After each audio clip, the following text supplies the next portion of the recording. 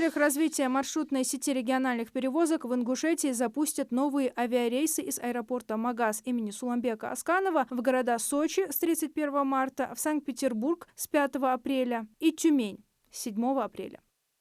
Историки реставрационной компании АСМ Групп обнаружили авторские чертежи каменных оборонительных башен Назрановской крепости. Чертежи датируются XIX веком. Эти архивные материалы должны поспособствовать принятию наиболее правильных и аргументированных решений при разработке плана реставрации крепости, рассказали в пресс-службе организации. Отмечается, что партнерами проекта выступают благотворительные фонды «Сафмар» и «Возрождение». В Ингушетии заработали медицинские чаты для помощи пациентам. В регионе созданы 2 медчата «Назрань здоровья» и «Ингушетия здоровья». В чат «Назрань здоровья» подключены все медорганизации, кроме тех, что территориально находятся в Назране и Назрановском районе. Написать обращение в медчаты можно ежедневно с 8 утра до 8 вечера, с понедельника по субботу по местному времени. В сети распространяется новая мошенническая схема, связанная с атаками на абонентов крупных операторов связи.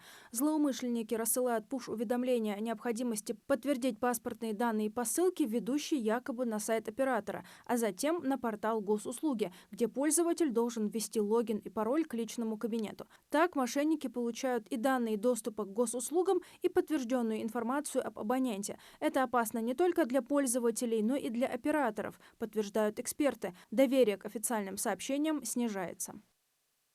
С 1 апреля меняются правила сдачи экзамена на водительские права в ГИБДД. Что-то станет легче, а что-то, напротив, усложняется. Упрощается процесс сдачи экзамена. Количество допустимых штрафных баллов в ходе сдачи практики вождения вырастает с 5 до 7. Станет проще выполнять упражнение «Разворот в ограниченном пространстве». Теперь это можно будет делать в 7-метровом коридоре, а не в 5-метровом. Кроме того, на экзамене сможет присутствовать представитель автошколы. Главное ужесточение – срок между попытками сдать экзамен увеличится. Если ученик провалил 3 попытки, последующие возможны только через полгода, но не позднее 9 месяцев.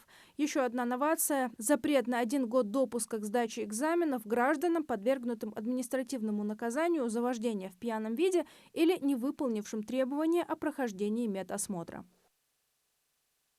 Система страхования вкладов в России теперь распространяется на средние предприятия, социально ориентированные НКО, профсоюзные организации, адвокатов и нотариусов. Соответствующая норма закона вступила в силу 25 марта. Возмещение составит стандартную сумму до 1 миллиона 400 тысяч рублей. Соответствующий закон о совершенствовании системы страхования вкладов был подписан президентом России Владимиром Путиным 25 декабря прошлого года. Также в законе закреплено, что не подлежат страхованию денежные средства, размещенные на банковских счетах лиц, оказывающих профессиональные услуги на финансовом рынке. Ранее страхованию подлежали вклады малых предприятий, внесенных в реестр субъектов малого и среднего предпринимательства, а также отдельных видов некоммерческих организаций.